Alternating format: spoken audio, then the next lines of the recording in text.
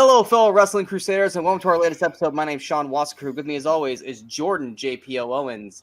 And That's today, me. yes, that is you. And today we are going to be talking about Elimination Chamber. It was a few days ago. We're going to talk about our reactions to it, aftermath. We are officially now. I mean, we were on the road to WrestleMania, but now we are. There's no stops. Ooh. We are 100%. I think we're little under 40 days away now from the big event. Ooh. Last big pay-per-view is done. We only got some Raws and SmackDowns to get through.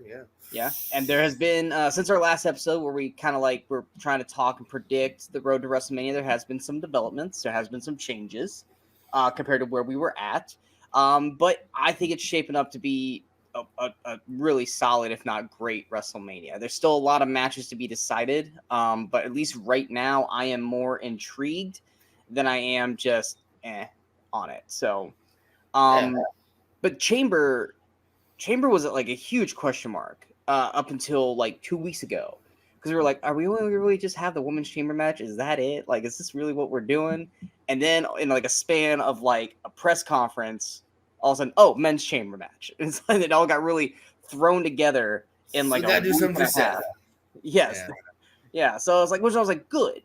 We need something. Like, you got to have a men's chamber match. If you're not going to do it for Gunther, or Logan Paul, you got to have something. And the press conference, which we didn't get to talk about the press conference because that happened, I think 2 days. That might have been the most interesting thing that's happened in the last few weeks. Exactly. More than the chamber. Because I don't ever watch the press conferences, but I watched that one, and that was interesting. Don't know if I agree with The Rock showing the family tree with everyone's real names on it, with their ring names in parentheses. I don't like that. We're at the point now where it's like whatever. I thought it was at least a really cool graphic. I actually want to see it. If they released that graphic full up, without people in front of it, I want to see that graphic. I do too, because when it popped up, I was like, oh, finally, I want this. And I'm looking like, oh, don't put trendy down. Just say Naomi. What are you doing? Or same thing with because I mean, now Solo, everyone knows his middle name is Yokozuna. It's like, don't do that. I didn't even know that. Yes, that is nice. Solo's middle name is Yoko, basically, or Yokozuna. It's fully Yokozuna, and I'm like, oh, don't do Solo dirty like that, because people are gonna start. Not dirty. They should. No, I agree that. But you'll have smarks in the crowd going Yoko. Yeah. But I don't think if it doesn't happen already, I don't know if that graphic's gonna change it. I don't know. No. Well, he hasn't really, outside of him popping up and just hitting people with the spike and leaving. He hasn't really been on TV. He hasn't done. That's why I really wish. And I know we're backtracking that Roman had dropped the title because Solo hasn't done shit in the last year. He had the Cena match, which was cool, but like, I really felt like they've kind of dropped the ball just to focus on Roman more. They just kept teasing. They kept teasing this that Solo's eventually going to just think Roman's weak and I'm going to take over. Yeah. They kept dropping this little thing, which maybe it's probably gonna happen now, unless Cody doesn't finish his goddamn story still. Yeah, maybe it happens after if he drops the belt to Cody at Mania. Solo looks as Roman as inferior, and then that starts that feud. Who knows? But it's one of those things where it's just little droplets every few months. But we haven't had anything, I think, this year at all. I think it might have been back in November or whenever they were at it wasn't Crown Jewel. But it was the last Saudi show. It's been a minute, yeah. I feel like having Roman keep the title really just made things expand, for way longer than maybe the original plan. I mean, it hasn't as much as I like the Bloodline story, and over the last 2 years, it was fantastic. Yeah. Once the Jay turn happened, and then Jay got moved to Raw, it did just kind of deplete. And it was just kind of like, all right, well, they're still there. They're still doing their thing. But the storylines aren't really focused on them anymore until we decide, hey, Roman's coming back for a couple shows. Let's do something to focus on him. But now we're full stream ahead. I think Rock's already announced he's going to be on the next 3 SmackDowns, which, hell yeah. Great. And credit to them. Isn't one of them sold out? This Friday in Glendale is sold out. And I'm sure the next 2 weeks, once they see, well, Rock's going to be here, what's Rock going to do? Is it just going to be backstage, or is he actually going to be on the, out there in the crowd? I'm sure you're going to start seeing more and more of those sell out. But I'm happy that we are getting Rock 100% be like, nah, if I'm going to do this, Yeah. I'm going to do it. I'm going to be there. Yeah. Kudos to him. Yeah, because that is true. Like, there's definitely a question of like whether or not he'll show up. But as in before, like, oh, he's just going to show up once, before the pay Which per view. But it's cool that he'll be there several times at the very which least. I loved on Raw that Paul has a Rock phone and a Roman phone.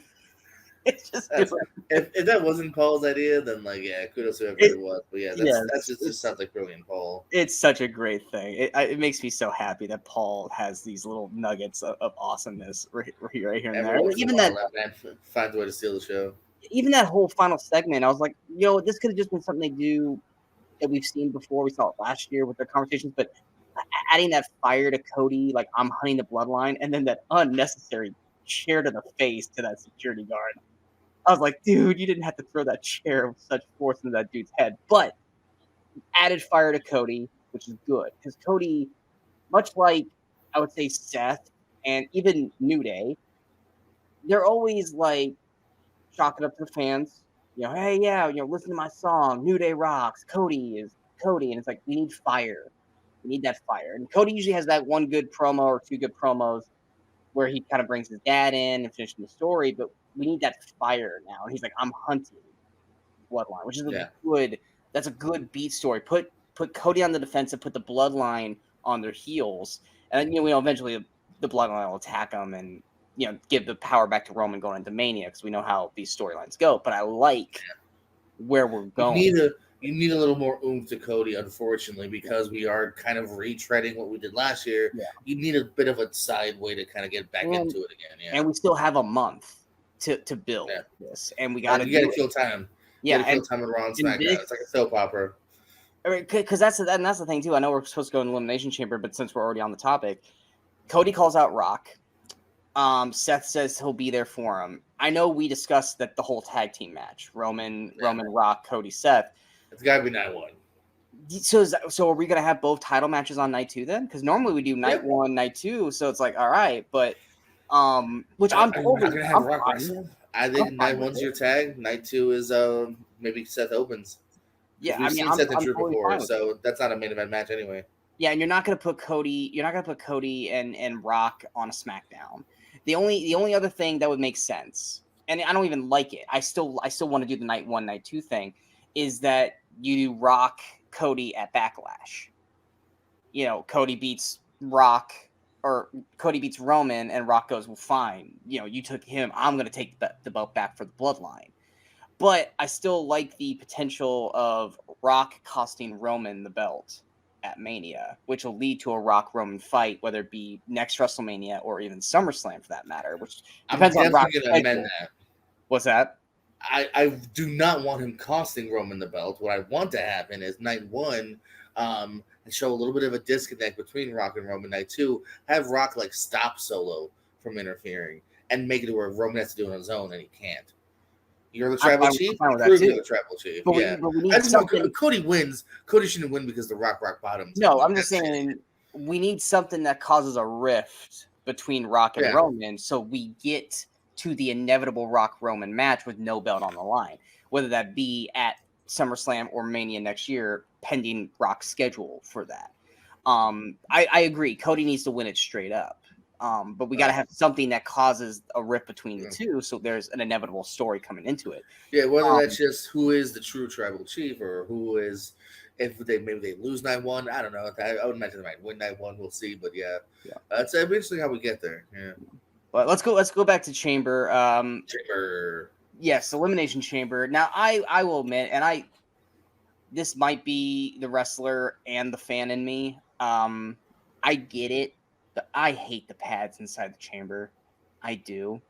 I get it. It hurts to bump on the chamber floor because it's grating and it sucks. Yeah. I get it.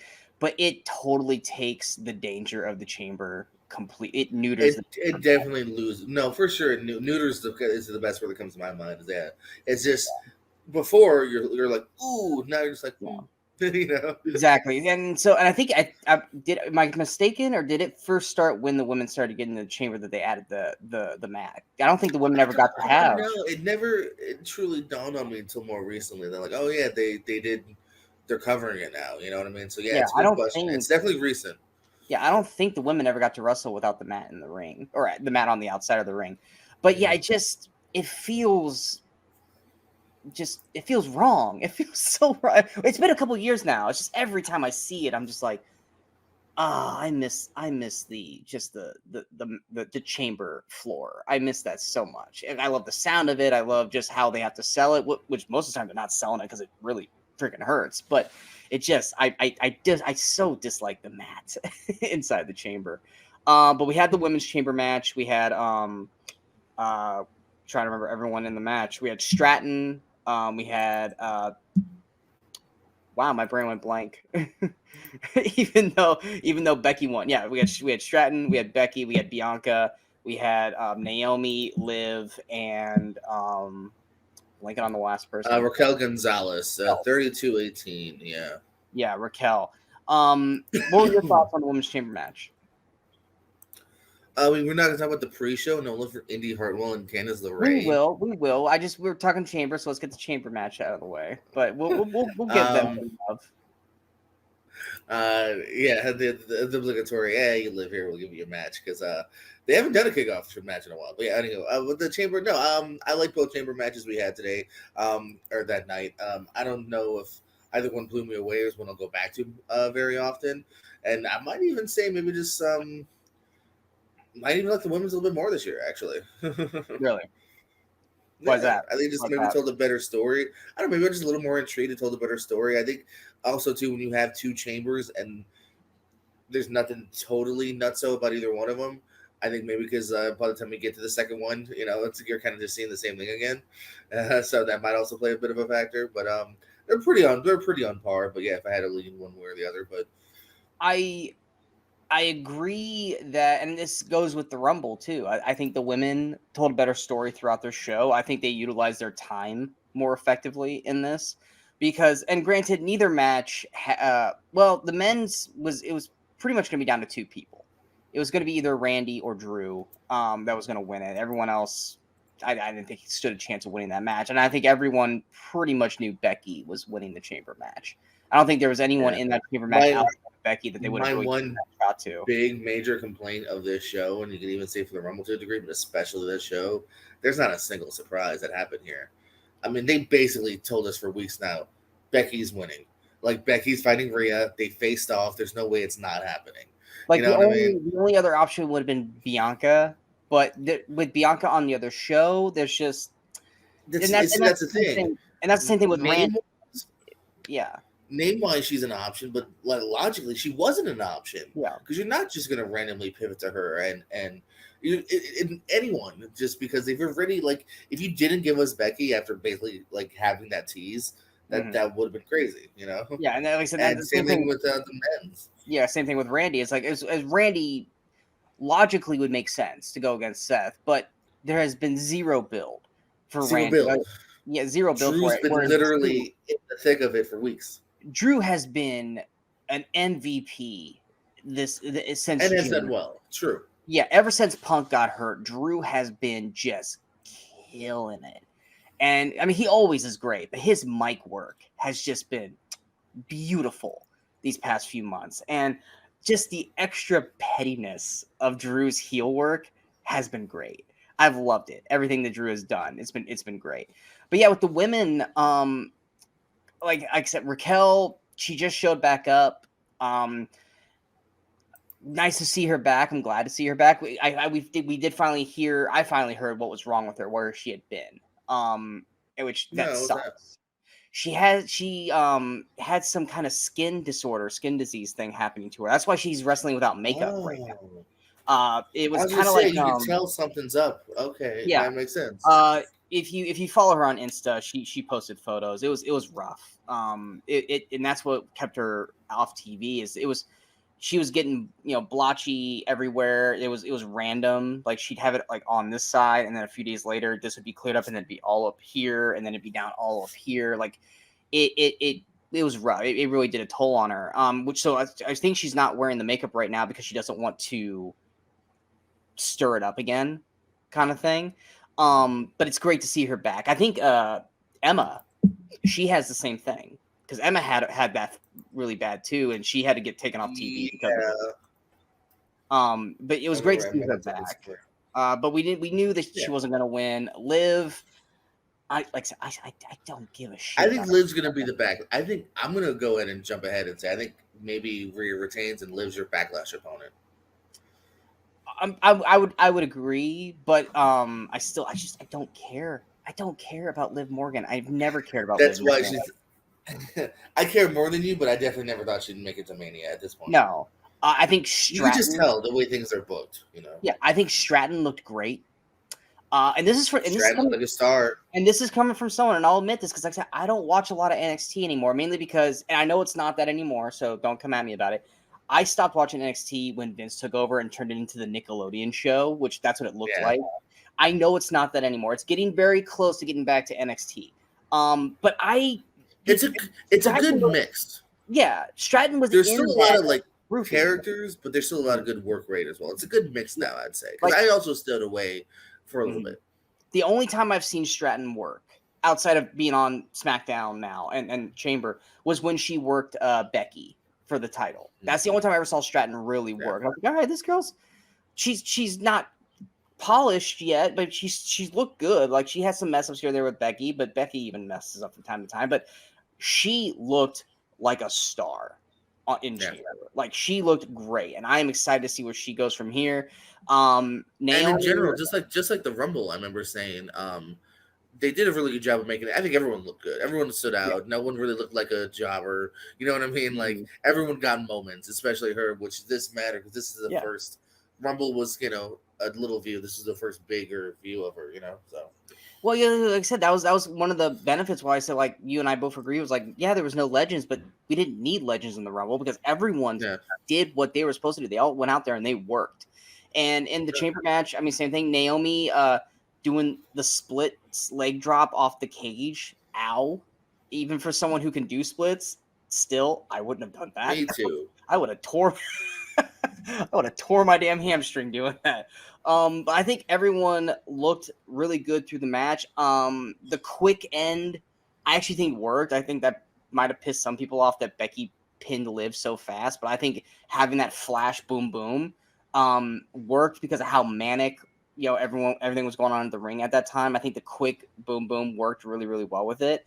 Also, finally, really enjoying Becky's gear. I love the red and black on her. I think it's working really, really well for her. But in terms of a Mania card, I mean, yeah, Bianca and Rhea would be a great match, but Becky and Rhea, that is the money maker match. You gotta have them on top of being built to, it also is just truly even in my heart the right match. So. Exactly, and because you've done such a great job. I wouldn't say great, but they've done such an important job of keeping Becky and Rhea separated from each other. Yeah, they'll have little moments like here and there. Yeah, where they'll cross paths and they'll acknowledge each other, and then that's it. And I think they wrestled. I think they said they wrestled like 4 years ago. They wrestled each other, and Rhea beat Becky. Or something like that. But this is their first time where Rhea's this Rhea. Who's a star now? Yeah. I don't remember that match. Yeah, for sure. Becky wasn't even the man yet, so it was like when Becky was still eating losses here and there. And I think it was more or less. I think it might have been the Survivor Series match when they had the the Raw, SmackDown, NXT thing. I think Rhea pinned Becky in the Survivor Series match because I'm pretty sure the NXT women won that Survivor Series. But yeah, I mean that is the match that. A lot of NXT went up a lot that night. NXT looked super strong that night. Hell, Keith Lee looked fantastic against Roman that night, and then they did nothing with it. Do you remember Keith Lee? Remember when we had such hopes for Keith Lee? Remember when he stood toe to toe with Brock at Rumble? You're like, yes, and nothing happened with that. This is the match I'm sure I'll see one day. Well, granted, Keith Lee got COVID. He got sick. The world kind of went down at that point because that was 2020. But they called him Bearcat. Yes, they did. Yeah, which still makes no sense to me. But hey, Keith rolled with it. That's just Vince. Yeah, that's I know. It's not as bad as Karrion Kross coming out dressed like a gimp Dom. Disagree. That outfit was cooler than the fucking Bearcat. Sorry, yes. God, no, I felt so bad. I don't know. Karrion walking out in that, I'm like, dude. You're only doing that because you're getting paid. Like, you would not ever come out dressed like that. That's something Scarlett should wear, not you. But I want to say this though, real quick. yeah, I just did a bit of fact checking. yes, So we got to give the women some credit. I don't know. I couldn't tell when it started, but the pads did start before the women. The women did started in it? 2018. There's pads on 2018, but if you look at 2017, there's pads in 17 as well for the men. So But it did started the at some point. women ever have a match without the pads? Though is what I'm saying. Well, no, that's what I'm saying. It's Okay, been. I'm okay. just saying it started without even women in mind. Is all I'm saying. Oh no, Just the I men wasn't wrestled for it in saying it was. 17. I wasn't saying it was because Well of them. then, Yeah, I. oh, You okay. Well, then, no, that's what I'm know, saying. Like, no, it's been a thing for WWE now for who knows how long. I couldn't find the 16 one on YouTube, but yeah, no, yeah, at least in I was 17 it's not not blaming the women guys that for the pads. That was not at all what I was going for on That's that. how it sounded to But me. trust me, But those yeah. women want to do everything that the men do. That like they wanted the Money in the Bank, they wanted Hell in the Cell, they want to Yeah. do those dangerous matches, and I'm pretty sure I guarantee you, if you took those pads out of the chamber match, the women are going to do so much more bumping on those things than the men will, To just to me, prove it. I bet you, I'd say 90% of the roster would probably be fine with it. It sounds like it's just a corporate PG, It let's is. be safer thing. That's all it It is, is. unfortunately. It At the end of the is. day. It It's just, 100% is. yeah. We'll go back to the kickoff show. Kabuki Warriors against Indy and Candice. And granted, it's because of the PWG days. I love Candice so much, and I really wish they would just give her a proper push. Indy, I've never been a huge fan of Indy. She has potential. I just don't ever think she's ever fully reached it. And I think when she was about on the brink to reach it, she broke her foot when she won the title in NXT. And then Yeah. they just moved her ass up to the main roster. You're on now. Yeah. Yeah, and they kind of killed her. They're just like, oh, let's just move her up. It's like, but you really needed to grow her, and you didn't get to grow her. Now she's still stuck in this like, all right, I'm just with Candice, and She's in a weird limbo, yeah, right now. yeah, but Candice is the same way. It's like you just give Candice some time, build her up to be the female Gargano. Not granted, not that Gargano is getting much either, but he's doing better now than he was, pre Vince being around. But they'll grow, and they'll grow with DIY because DIY is a great tag team. I hope we get something with them at Mania. But it's one of those things where it's like Candice is such a good worker. You got to start utilizing her some more. The women's wrestling right now, the group that we've got, I am more confident in WWE's women's roster now, outside of like the big five that we always see in everything. I think Piper, freaking Candice, Chelsea, Tiffany. Now we're gonna have Naomi back. Jade. I even like Zoe Stark's got a lot of potential. Zoe Yeah, there's a good roster. Yeah, look at NXT. NXT had a 20-person battle royal a few weeks ago. And probably 10 to 15 of those are great already. Yeah, this is the best the women's roster has probably ever been. But we got to start utilizing them to their full potential. Yeah. You got to start building stars. You got to start making sure that it's not just Bianca, Charlotte. Rhea now. And I'm starting to see people clamoring for an Intercontinental Women's title. And you know what? I wouldn't be against it because we have so many women now. Ring of Honor is doing it. Are they? Ring of Honor is doing a tournament. It might even be done with by now because they keep kind of loose tabs on it. But a women's TV champion, yeah. So, and honestly, there's enough women. Yeah, even if it's mostly a Raw SmackDown thing, because there's only so much pay-per-view time. Why not? At this point, do it like you do with the women's tag. Let it be defended on NXT as well. To have them, have it to be a traveling belt. I think there's enough women because you got Rhea and you got Io, potentially soon to be Bailey. I feel like Rhea's would kind of become, granted, not nowhere near the long reign, but Rhea's kind of become this Roman female character where you have to kind of be like extra big to battle Rhea now, because Rhea just dominates everybody, whereas Io and potentially Bailey is kind of the Seth belt. They're the workhorse belt. Everyone's going to be challenging for that one, and then the big stars are going after Rhea. Because I'm sorry, you're not going to put another. No offense, you're not going to put Zelina up against Rhea again and have any hope that Zelina is going to beat Rhea. They've built Rhea up too big now, which is why you have something like a Becky match to actually give it some credibility. It's like, oh, this Becky could beat her. And Nia, you had the Nia match here as well, which we'll talk about that further. But they really got to start giving these women either a secondary title where they don't make the SmackDown Women's Belt feel inferior to Rhea's, but you got to do something to build them up. Because they No, got and we're in the land of equality now, and I think it's always made sense. You have a Rumble, you have a Chamber, Money in the Bank. Let's have a mid card title, an establishing title. You know what I mean? exactly. Perfect for people like a Candice, like a Tiffany Strand right now. You know what I mean? Like a Raquel who hasn't had a main title yet. Or Perfect. Naomi, Liv, Raquel, all those. Liv's another one for people that are have maybe had it before but haven't had Nikki Cross is doing nothing. The list goes on and on. Yeah, it's no different than how Sheamus was going after the IC belt because he was like, "That's the only belt I haven't had yet. I want that."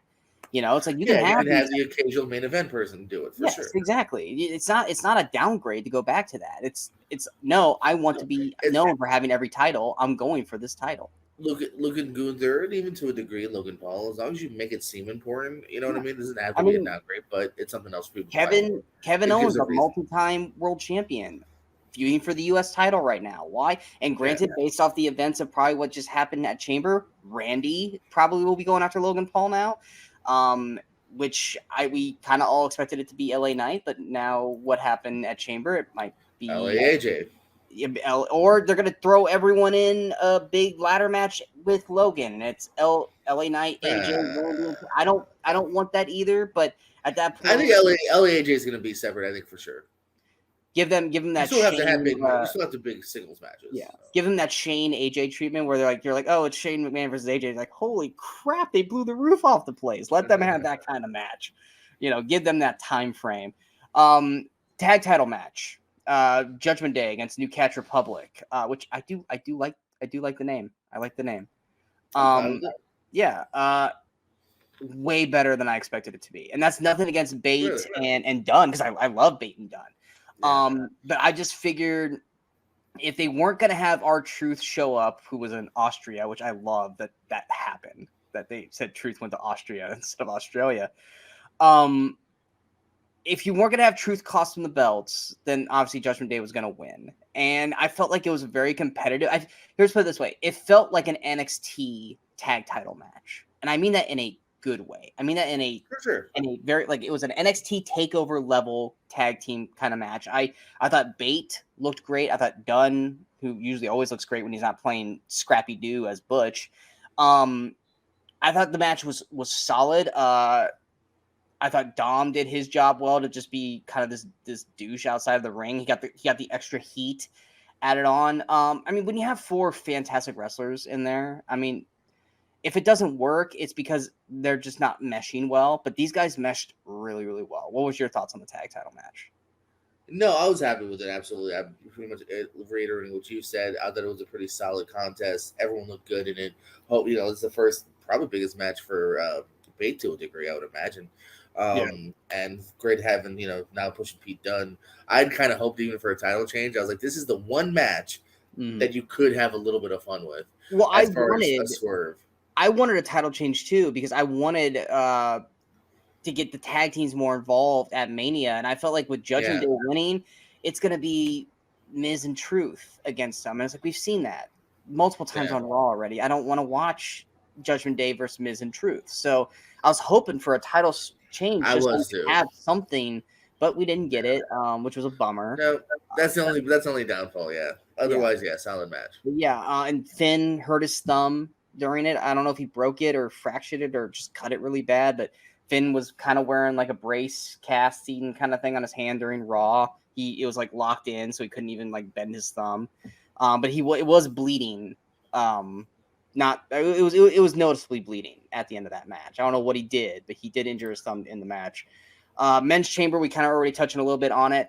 One thing I want to applaud, not that he needs it, because we all fucking know Randy Orton, the selling of his back in that match, my God, dude made me think he actually was hurt, and he hurt it doing his DDT on the pad outside the ring, and he sold that thing like he broke his back. Every move he took or gave, he was selling that like he had slipped 3 discs in his spine.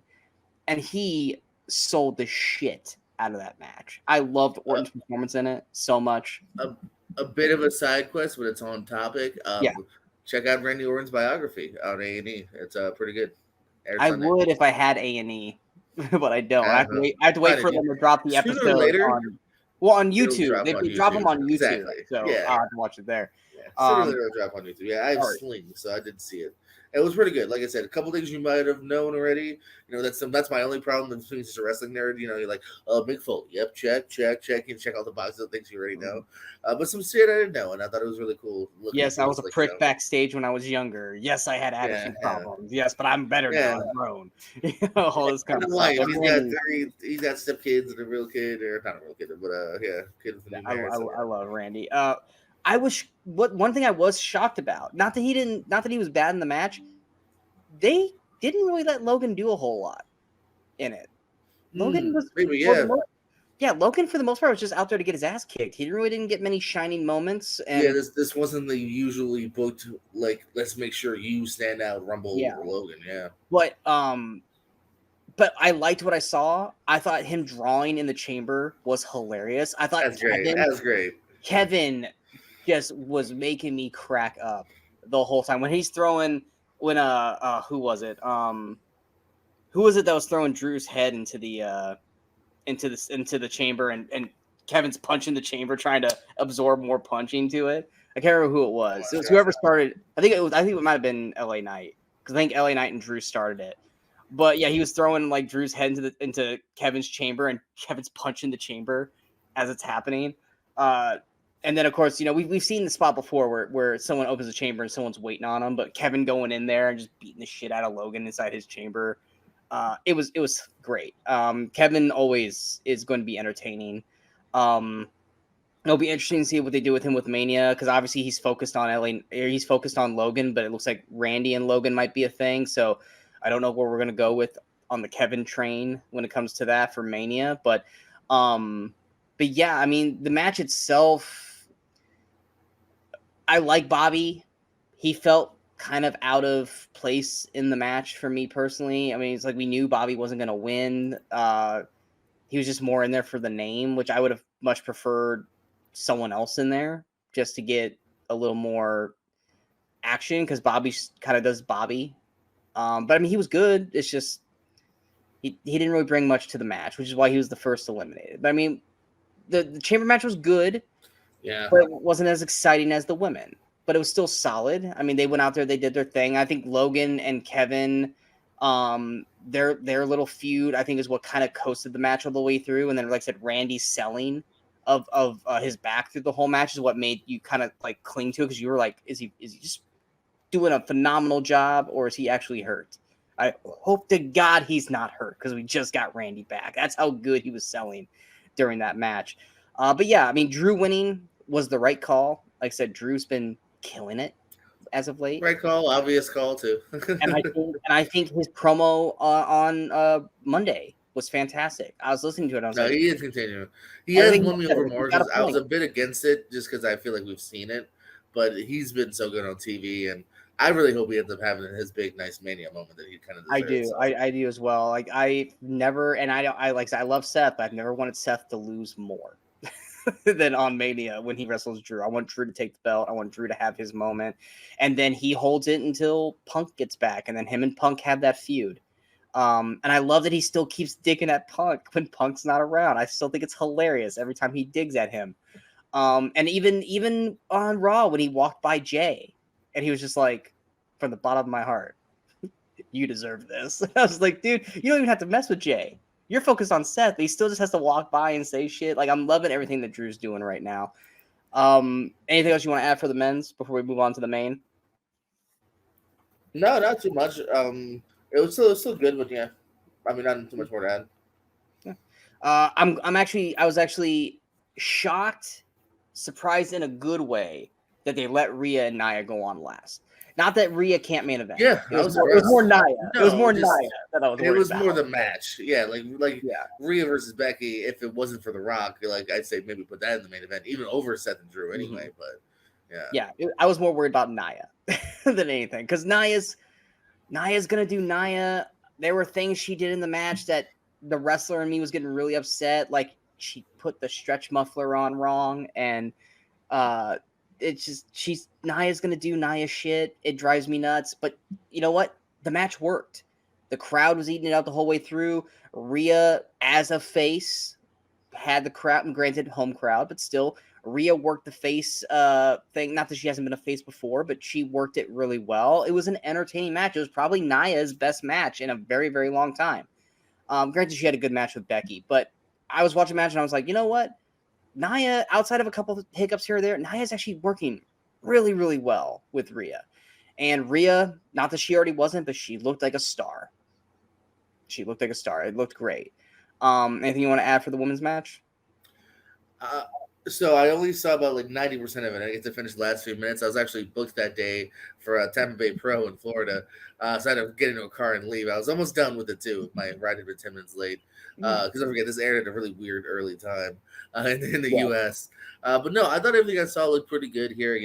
This was a match that, maybe it didn't scream main event for me, but I always thought did have potential, because I think Nia has shown with the right dance partner can do some good things. So I always felt like Rhea was the right kind of dance partner with her too. So Mommy is super over. So no doubt the crowd was behind her, and it seemed like it went off kind of how I figured it would. Oh yeah, gave her the whole big pageantry with the fireworks and everything like that. I always thought it was weird whenever they showed the sky shot of the stadium with the fireworks. When they would go back into the arena, the firework colors outside the arena never looked like the same colors that they were showing Oh, okay. inside the arena. That was always weird. Different cameras catching it differently, yeah. Well, yeah, because it was like it'd be red fireworks in the sky view, but then it'd be blue inside. It's like how's that color change happen? But still, it was. I think Perth did a good job. It was. Like I said, WWE is taking more, especially for their pay-per-views, or PLEs, whatever the hell you want to call them. I'm going to call them pay-per-views probably till the end of time. To the day we die, it's pay-per-view. I mean, come on, it's been 30-plus years. I'm not reworking my brain now. Exactly. Exactly. Maybe this new generation growing up in the 2020s will say PLEs. What's funny is you watch like Up Up Down Down when Xavier and Tyler are doing stuff, and they still call it pay-per-view, and they keep trying to correct us. And like, I'm not going to change it either. I was like, good. If you're not going to change it, I'm not going to change it. No. But yeah, I like that WWE is going more abroad. Like I think isn't Backlash? Backlash is somewhere too. They're not in the U.S. for Backlash.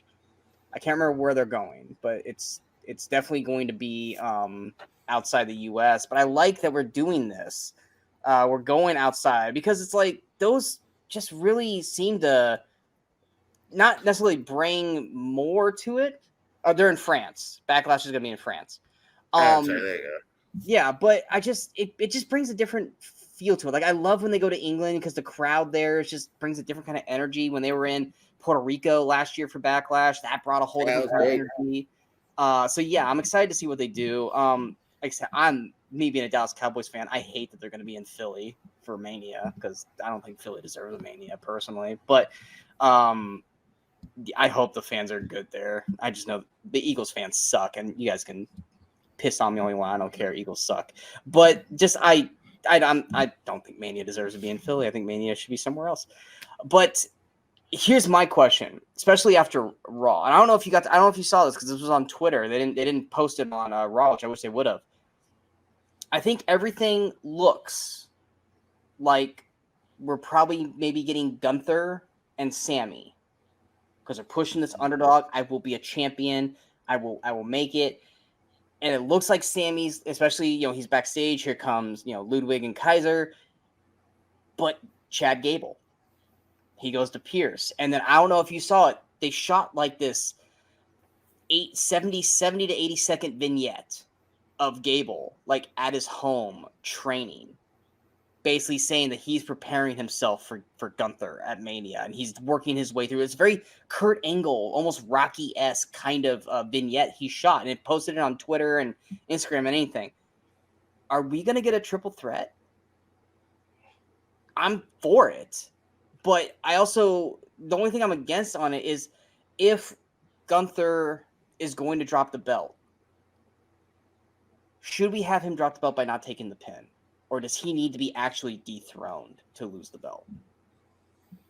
I think you go a couple different ways you go about it here. I definitely do see a possibility of, because like they've done it before, where like for instance, we saw a 4-way on night 1, 4-way on night 2. So I could see a 3-way if it's Orton, Logan, and Kevin, and then for Raw the very next night, Gunther, Sammy, and Chad kind of doing the same thing, 2 nights in a row. So I think that is definitely a possibility there. That sounds like an interesting match here. If you want to just simply transition Gunther into a main event, if it ends up being, I don't know, do Gunther and Drew, if Seth retains Gunther and Seth, like maybe that is a smart way to just, he loses the title, but didn't really lose the title, of course, kind of thing. I am definitely and I think they've done that before a lot in the past. If they're not necessarily going to put him in the main event to keep him, strong. I would prefer him to actually drop it because I think that's a way to make a star. I think the pop of Sammy pinning Gunther, it will be bigger than, Sammy pinning Chad, or vice versa, Chad on Sammy even. So I think that is the way to go. Does it let him actually do it? Because then you can still do the thing where, maybe he puts down Sammy, but then Chad fucking gets him that, that chaos theory type maneuver. So I prefer that. But yeah, I could definitely see it boiling down either way here. Because So if they do go triple threat, who do you want to see win it? Sammy, Gable, or Gunther again? I'm kind of down for Gable, actually, if you want me to be honest. Like, Sammy getting a nice Romania moment is cool, but he's had a bunch of Mania moments, really, despite whether or not they're for a title. I think this would be Chad's first title, right? As far as singles? Did he win the US? He might have won the US. I don't know. But I agree. I 100% agree. I love Sammy, but Sammy had his WrestleMania moment last year with Kevin. NXT, SmackDown, and 2-time Raw. So there are no singles titles. No singles. I think this Chad story has been building since last year. Yes, it's gotten quiet because he's been feuding with the Viking Raiders for a while because they just, he's not allowed to challenge, I guess, for Gunther, which but it's I want, as much as I want this whole Sammy underdog story thing to work, I don't think Mania is that time to do it. If Chad is going to get now, if it's just going to be Sammy versus Gunther, okay, fine. Let Sammy have his moment. Right. But if we're throwing Chad into this match, make a star. I'm always down to make a new star. Sammy will be fine either way to a large degree. Chad can benefit more. Chad needs this. Chad deserves this. If you want, Sammy's such a great heel, you could turn him heel, and that could be a great feud. Like, you could so many different ways. I feel like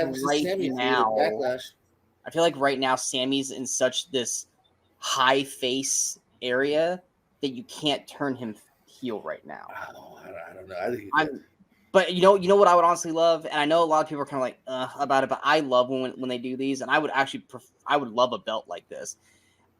Let Chad wins. Let's get a best of 7 between Chad and Sammy. Let them just go out there and fucking work. I always loved the idea of a workhorse belt where the champion, whoever the challenger is, has to go into a best of 7 against the champ. And just let them work series of matches. And it allows for them that you can have a champ be upset but not lose the belt because it's a best of 7 series. And if the champ 3-0s that challenger, he gets to pick his next challenger. If it goes, I like this idea of a workhorse. I don't want that, but I like do best of 7. I've always liked back to when Booker and Benoit had it, and I'm blanking on the other one that we had recently in WWE. I like best of 7 series. Oh, Sheamus Cesaro. Yeah, Sheamus Cesaro, when they utilize it. The ball. Yeah, and I've always had that idea in my brain. My best friend always had a Rumble championship where they would do battle royals, and every show, and the winner of the battle royal, he called it the rugged title. I was like, dude, that'd get boring. But I like the idea of like a best of 5, best of whatever series. Title. Here, we're pitching titles. I got a title pitch. Go ahead. Go ahead. Now, this would only be for certain companies, but I think TNA could do it, and GCW could definitely do it. A multi-man title, because they always have 4-way, 5-ways, and 6-ways. Okay, so you have to defend it in a triple threat. It's always a multi-man. Whatever. Okay. Always a multi-man. Yeah. All right. And, I don't dislike that. The melee title, I think, is what I came up with. The melee. Melee, because it's always a melee. All right. So, you could have functionally. You could do a 3-way, or you do a 6-way. Yeah. I don't hate I'm it. just saying because GCW is big on like almost every show has like, hey, who's the 6 other people that are in the locker room? Get in there. I You mean, know? in most of the shows that I worked, that's kind of what it was. They were like, hey, we're gonna have a 6-man tag of just randos, like Yeah. fucking Dynamite last week with what was it, like Rob Van Dam, Hook, and Yeah. Hangman against, like, I was like, why is this why is this tag like a thing? On Rampage, they had trios 6 Yeah, man triple threat. as Yeah. a 9 man Yeah. because it was like Penta, Commander, and Brian Keith, Yeah. and then it was Top Flight with Andrade, and Oh, then yeah. Private Party with somebody, Seidel, I think. So You it was 3 random ass teams. You Of can take threes. the AEW out of indie, but you can't take the indie out of AEW. in a good and a bad way. And a good, yeah, it's a fun, like it was. I'm sure it was actually a decent match, but it is pretty random. Oh yeah, like if AEW is not anything but random, and we even talked about that. We were talking about tonight's card for it. It was like just like a random match with Jericho tonight. Why is Brian Keith with the Luchadors, and isn't Seidel a face and Private Party's kind of a heel? I don't know, whatever, fuck it. Who knows? Who knows with AEW? But we'll talk about AEW on another episode. But yeah, Chamber. I thought was I hate pay-per-views that only have like 4 or 5 matches. It's like I feel I don't care about us watching at home. I feel bad for the people in the arena. It's like y'all paid like $60 to $300 for 5 because you had the kickoff, but for 4 or 5 matches, I'm like, oh man, you guys really didn't get your money's worth. And granted, it was 2 chamber matches. I get it, but it's like, you guys should at least gotten 6 or 7 matches. Like, and back in the day, even a chamber, even a rumble would be, I think, at least 6. And now all of a sudden, and it's more, quantity over quality or quality over quantity, but it's a little. You gotta have a little bit of quantity as well. Like they're underdoing it. Like now, I feel. Like you could have had DIY in a tag match, Street Profits. Which did you notice that now that Bobby Lashley and Street Profits are good now, they got their old entrance music back, and they're now acting. Oh, really? Oh yeah, on SmackDown, they wrestled a tag match against Authors of Pain, and they came out to their old music. They had their old gear. They were doing their old like spit it up. They didn't shoot the red solo cups at them, but they did everything old school Street Profits. I was like, and Bobby Lashley was with them. I was like, oh, so now that they're a face, they're allowed to have their old stuff back. I'm not against it because I loved their old music, but it was weird that all of a sudden Profits were back to being their old. Bruce Wade already back to being a face, and that could have been a match. There's a 6-man tag we haven't seen. Well, but you did not have Bobby in the chamber match. You could have had plenty of people. You could put Bronson Reed. His spot could have easily been filled by 10 other people. No offense. Bronson. Well, I heard why Bronson wasn't on the show. There's a reason why Bronson wasn't on it. Bronson was supposed to be in chamber, but his wife went into early labor. So he had to stay in the States because they had a kid. Fair enough. So, but there's still other people in the chamber. Yeah, because they even asked him, they go, why weren't you there? Are you pissed? He's like, no. He's like, I spoke with Triple H. He's like, my wife went into early labor. I couldn't go to Australia. He's like, we'll be there again. The baby. Yeah, we'll be there again. I'll wrestle there. Trust me, I'll wrestle at home again. But priorities happen. And I was like, all right, good. Because Bronson deserves. You could have thrown Shinsuke in the chamber. I mean, that's what I'm saying. There was definitely options, and like because there's only 4 matches, there was a shit ton of people that didn't have a spot. You know what I mean? So it's not like you're a lack of spots, like Yeah, so. and of course the Grayson Waller effect. I mean, Cody challenged Rock. What more is there to say? Other than it was pretty funny that was simply same thing as like no offense to Indy, like that was again just a simple booking of. We got to put him on the show because at least they'll be on the show. Cody's Seth, and also the local and Grayson Waller. We'll give him a spot, kind of thing. Yeah, exactly. Because otherwise, that was totally a SmackDown segment. You know what I mean? I do think they dropped the ball on Jay this week by not. Granted, Drew came in and kind of messed with it, but you ended last week's show with Jimmy costing Jay the IC title, and they didn't follow up with it at all. Yeah, like I wonder if there's a reason to that because I'm sure they're obviously gonna. So whether it's on SmackDown or Raw, maybe we'll know the match is happening or Friday. The match is 100% happening, but to not have Jay, you guys, instead of having him fight Drew, which now that's going to be a match on Raw this upcoming Monday, have Jay focus on Jimmy. Like he dropped a line, but it was not. It was almost like he didn't care. Like it's like, oh yeah, my family's always going to mess with me, and it's like, okay, cool, but we need to. Granted, we got a month, but you got to start building. Hopefully we'll get there. Yeah, I think there's something more should have been done. I do agree with that. Yeah. Hopefully more will be done very soon. You know. And now that Randy potentially is fighting Logan, I have no idea what the hell they're gonna do with Solo at Mania. Honestly, I don't think he'll do jack shit. I think he'll be just like last year. He didn't do jack shit last year, did he? Other than being involved in the title match. Because Solo wasn't on the main roster last year. Solo was a surprise when he showed up and attacked Cody.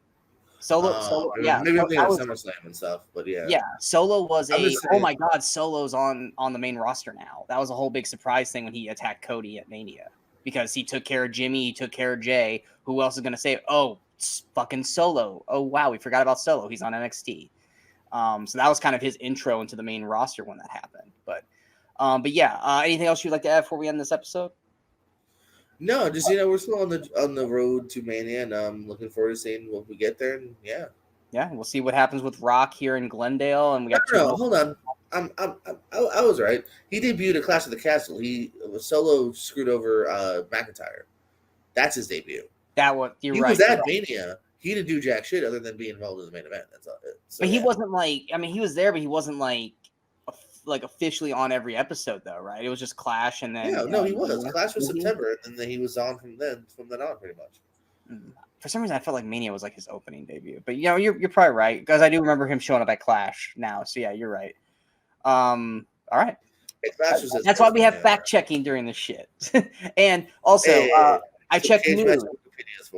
I checked news. No one's gotten injured while we've been shooting the show, guys. Good news there. Stay healthy, everybody.